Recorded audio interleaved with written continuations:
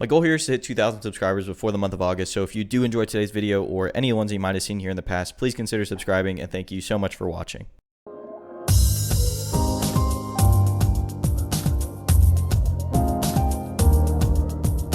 Okay, so originally this video was going to be me learning a combo, like a whole combo for Arcuate. I think that's a character I'm going to stick with in this game because I want to play her in the next game, so I figured I'd learn a little bit about her now while I can. But while I was browsing the wiki looking for starters, right, so the starter I was using was like 2A, 5B, 2C, and then like 5C. And then that goes into whatever the combo is on the wiki. And when I was learning it, I realized that once I leave the ground, so once I do this part, it becomes very foreign to me. Because you have to remember, the only other fighting game I've ever really put that much time into is Street Fighter V, and there's no air combos in that game.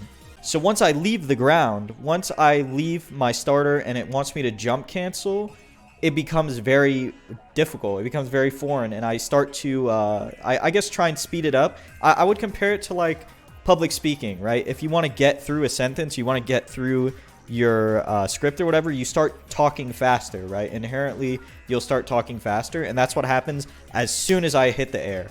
So to show you what I'm talking about, I turned on my inputs here, and I know you can't really read the letters too well. So the red is A, the yellow is B, and then C is the bluish green color. And I'm going to start from the launcher, right? I'm not going to do the whole combo from start to finish. I'm going to start from the launcher to where I have to jump cancel, and then we get into the air. And you'll see how fast I start doing inputs in the air because I'm like nervous. I'm nervous that I'm going to fall out of the sky, and I'm not very comfortable being up there yet. So let me show you. And there you saw it. I missed the jump cancel. That is the biggest part once I'm in the air, is that once I press that last button and I need to jump again, I don't do it sometimes, and I just fall out of the sky. And this reminded me very much of when I was trying to learn a little bit of Johnny in Rev 2, when I was trying to learn a little bit of DBFZ, and I think I tried to learn a little bit of Millia at some point in Strive when it came out. And the jump cancel is like the common link between all these games, all the anime games where you can move in the air, is that I'm very inconsistent with it.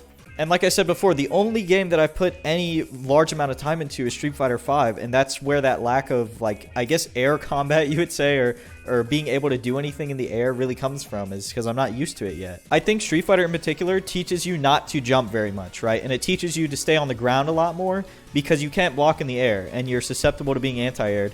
And it's very much not a part of the game to always be jumping around, right? You're very much deterred from the start to be jumping like that. But in these games, in these anime games, you can block in the air. You have a lot of options in the air, actually. You have air dashes and like super jumps and double jumps and things like that. And parts of your bread and butter combos require you to be able to do things in the air. It uses a whole nother axis of the game to a whole different level, right? The only thing in Street Fighter V that takes you this high in the air is like Ken's V trigger, the one where he like spins it up and he DPs you all the way to the sky limit, and then he can DP you again because you're so high in the air.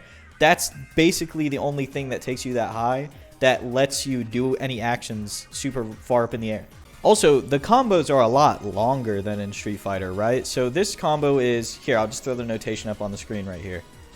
This combo is like 6, 7, like 9 moves long, right? And it has like a follow-up to the DP motion. And this is like an easy one, and they just get a little bit more advanced. They sort of just add on to the previous step the further you go on, which I think is a great way of doing it, right? So I can learn this starter, and then if I hit the starter, I know what I can go into. But now that I'm playing this game, I see why people say like newer games, like I guess Street Fighter V and like Strive, are very much simplified from these older games, because there's no combo in Street Fighter V besides like Manat V-trigger combo that would require me to do this many inputs, or require me to remember how to do this many inputs. It very much, I understand where a lot of the older community is coming from, right? I didn't understand at first. I've never played any game besides like the newer ones, or the more simplified ones, I guess you would say. And with that said, I think it's very cool to see like a lot of the older Melty Blood players. I see like Lord Knight making videos, and Giuna, Majin, Obama, and they're very excited to see the game that they played way back when look the same to some degree, right? Like, I remember in the Lord Knight video, he says, this looks like Melty Blood. And I thought that was very weird. I was like, yeah, it looks like Melty Blood. Like, what is it?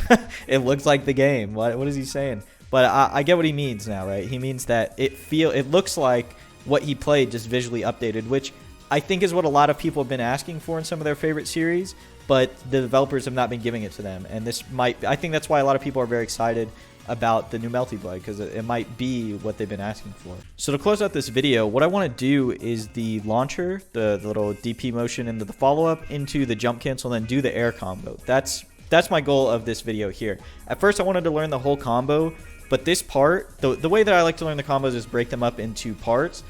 And this part of the combo, the middle part, is what's giving me the most problems. So I want to focus on this right now and try and get it done this video. Oh, I saw here on the wiki now that I'm looking at the other combos below this one that you can do 2C into 4C, right? And that makes it a little bit easier for me. So if I do 2C, 4C, then I can jump cancel and I can do the same starter, right? The follow-ups are just a little harder for this. Like, you can do a little bit more optimal things, it looks like, because I see jump 6-6, which I think is an air dash. So I think you can do like jump cancel air dash maybe to get deeper in the corner or something. But I like this better. I like 2C into 4C better than doing 5C into DP. There it is. So that's the whole combo, except I changed the starter a little bit, or the launcher a little bit. So what it was 2C, 4C, then I jump canceled off the 4C, even though I'm not sure if you need to, because she does kind of rise up in the air, but it made it easier for me to get high enough on my opponent to where I could do the second jump cancel a little bit easier. So it was 2C, 4C, jump cancel, then BC, then jump cancel, ABC, and then an air throw. So yeah, hopefully next video we can do like a full combo, and I can do multiple combos into like supers and stuff.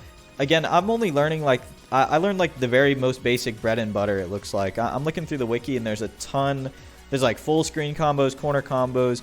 I think there's probably counter hit combos on here or something. A lot of stuff to read through here.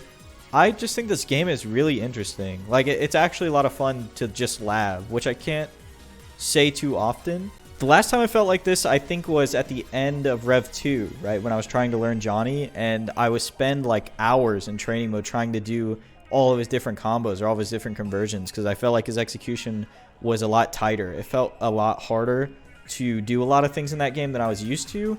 And especially like doing jump cancel combos and doing extensions and a bunch of different mechanics in that game that I was trying to learn, as well as learning all the cool stuff that Johnny can do, was a lot of fun. That single player experience, I guess you would say, is what I tend to like a lot. And in some games right now, I just don't feel like I get it to the extent that I can get it in this game, or like Rev 2, I guess. And one other game, I guess you could say, is a newer game that I did feel that way in as well, was DBFZ, because I felt like there was a very unlimited options that you can do. Like, you can convert off of a lot of stuff and get a lot of different things. You can do the universal like Saiyan B&B, or you can do something that your character can do specifically. You can do like Touch of Death. There's a lot of cool stuff you can do in that game on your character, and I thought that game was really fun to lab too. But yeah, I think that's it for today. If you did enjoy this video and you want to see more Melty Blood, or you want to see more Strive, whatever it is, leave it in the comments below, and I'll talk to you again soon.